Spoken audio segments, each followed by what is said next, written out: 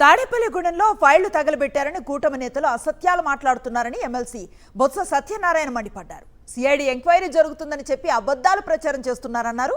మంత్రి పదవిలో ఉండి అసత్యాలను ప్రచారం చేయటం తగదన్నారు. మంత్రి గారు మాట్లాడిన దాంట్లో పాసింగ్ రిమార్క్స్ చేశారు అధ్యక్ష. వారు సిబిసిఐడి ఎంక్వైరీ జరుగుతుందన్నారు. మిగతా ఎంక్వైరీ తప్పులు చేస్తున్నప్పుడు ఎంక్వైరీ చేసుకోవడం ఆ ప్రభుత్వాల విధానాలు చేసుకోవచ్చు. కానీ ఫైల్స్ తగలబెట్టేశారు తాడేపల్లి కూడా అవి రికార్డులను తొలగించాలి అధ్యక్ష. పట్టుకోండి, అవి చూపెట్టి రుజువు పెట్టి చెప్పుకోండి, అప్పుడు చేయండి. కానీ ఇలాంటి సభల్లో గౌరవమైన మంత్రి గారు ఒక రెస్పాన్సిబుల్ వ్యక్తులు అలాంటి పాసింగ్ రిమార్క్స్ చేయడం అనేది చాలా దురదృష్టం అధ్యక్ష. దయచేసి దాన్ని తొలగించండి. రేపు రికార్డులో పెట్టుకోండి, ఎంక్వైరీ దాంట్లో పెట్టుకోండి. దాన్ని కూడా ఒక దీంట్లో ఫైండింగ్స్ లో పెట్టుకోండి. అది జరుగుతాయి. ఏది వాస్తవాలు వస్తే ప్రజలకు చెప్తారు మీరు. అంతేగాని దీన్ని రికార్డులు ఉంచడం మాత్రం సమంజసం కాదనేది నా తాలూకా సబ్మిషన్ అధ్యక్ష. మీకు మంత్రి గారికి కూడా దయచేసి దాని మీద మీ రెస్పాన్స్ చెప్పుకోండి, తప్పు కాదు.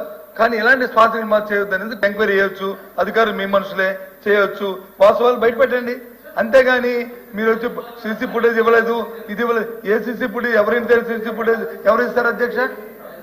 ఎవరింట్లో మా ఇంట్లో జరుగుతున్న కార్యక్రమం సీసీ ఫుటేజ్ ఇమ్మంటే ఇస్తామా? అక్కడ ఏదైనా జరిగితే ఆ జరిగిన దాన్ని నిరూపిస్తే అప్పుడు అడిగితే అప్పుడు ఇస్తారు తప్పకుండా అధ్యక్ష.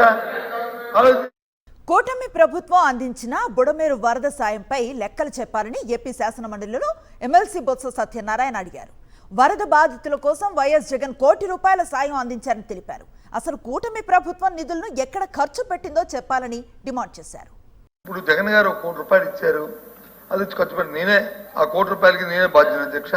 నా చేతులతోనే నేనే మానిటరింగ్ చేసి పాలు నీళ్లు దాంతో పాటు ఎవరైతే దినుసులు ఉన్నాయో ఆ దినుసులు కూడా ఒక నిమిషం ఆ దినుసులు కూడా నా అధ్యక్షతనే అవి కొని బాధ్యతకు వచ్చి నేను నా చేతులతోనే నేనే వెళ్ళి మొత్తం మీకు వచ్చిన మీ నిధుల్ని ఆ నిధులు ఎక్కడ ఖర్చు పెట్టారు, ఇంకా లబ్ధిదారులు ఉన్నారు, ఇంకా దాని విక్టిమ్స్ ఉన్నారు, వాళ్ళు సక్రమంగా అవ్వలేదు, అందులో అక్రమాలు జరిగాయి అన్నారు. మాకు నమ్మకం లేదు కాబట్టే మా ₹1 మేము ఎవరైతే నిజమైన విక్టిమ్స్ ఉన్నారో వాళ్ళకి అందే ఏర్పాటుని మేము చేసుకున్నాం.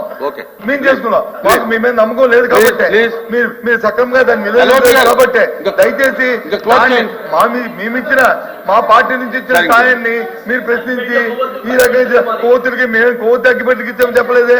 మేము ఇచ్చింది కొవ్వొత్తి అగ్గిపెట్టికి ఇవ్వలేదు. మేము ఇచ్చింది పాలకి నీళ్ళకి దాంతో పాటు నిత్యావసర సరుకులు వాటికి బిల్లులతో సహా ఇమ్మంటే నా బిల్లు ఉంటే బిల్లు కూడా పంపిస్తాను, చూసుకోండి.